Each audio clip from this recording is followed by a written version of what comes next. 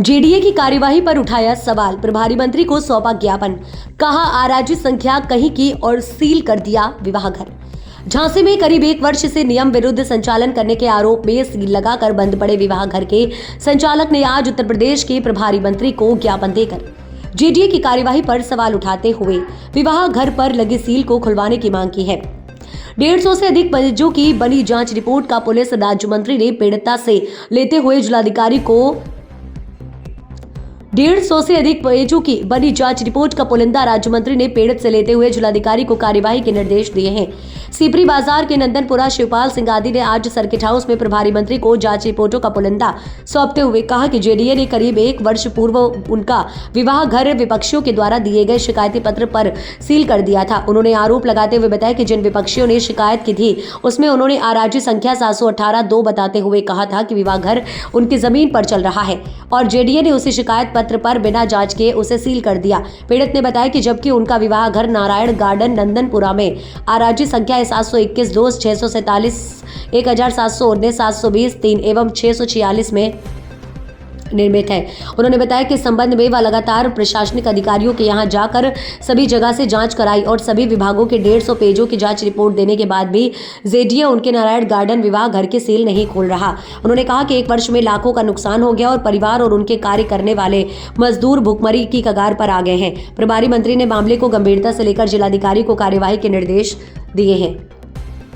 हमारा शशिपाल सिंह, क्या हुआ, किस समस्या बोले, किससे मिले? हम माननीय मंत्री जी झांसी प्रभारी की हैं जो बेबी रानी जी मोर, उनसे गुहार लगाने आए हैं कि झांसी विकास प्राधिकरण द्वारा 20/12/2023 को हमारा विवाह घर बिना मानचित्र पर सील कर दिया गया था, जिसमें हमने अनापत्ति प्रमाण पत्र, तहसील अनापत्ति और नगर निगम अनापत्ति और नक्शा 22,000 स्क्वायर फीट का जेडीए में दाखिल कर दिए थे। उसी समय फिर जेडीए द्वारा जिलाधिकारी महोदय से भू स्वामित्व की जांच कराई गई थी, जिसमें जिलाधिकारी महोदय द्वारा जांच कमेटी नियुक्त की गई थी, जिसमें एडीएम न्यायिक अध्यक्ष बनाई गई थी और झांसी प्राधिकरण की सचिव सदस्य बनाई गई थी, अपर नगर आयुक्त कमर अहमद जी सदस्य बनाए गए थे, तहसीलदार सदस्य बनाए गए थे, जिसमें उन लोगों की रिपोर्ट पूरी आख्या जिलाधिकारी की आ गई है।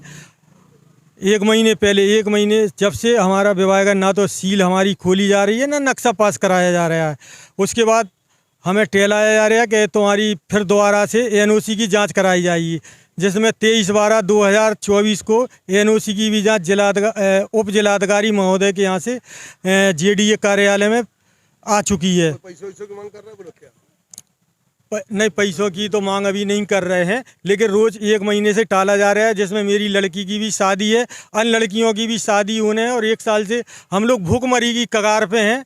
हमारा रोजगार को बंद कर दिया गया है और ना तो सील हमने ये कहा कि हमारी सील को खोल दी जाए, अगर नक्शा नहीं पास कर रहे हैं, लेकिन सील भी नहीं खोल रहे हैं। रोज जाते हैं, उनने यही कहा भागो यहाँ से जाओ, ऊपर से दबाव है। डीएम साहब ने आदेश कर दिए? डीएम साहब ने आदेश कर दिए, जांच कमेटी बनाई थी डीएम साहब ने, डीएम साहब की जांच सचिव झांसी विकास प्राधिकरण और आलोक यादव उपाध्याय झांसी विकास प्राधिकरण, उनसे डीएम साहब से मिले?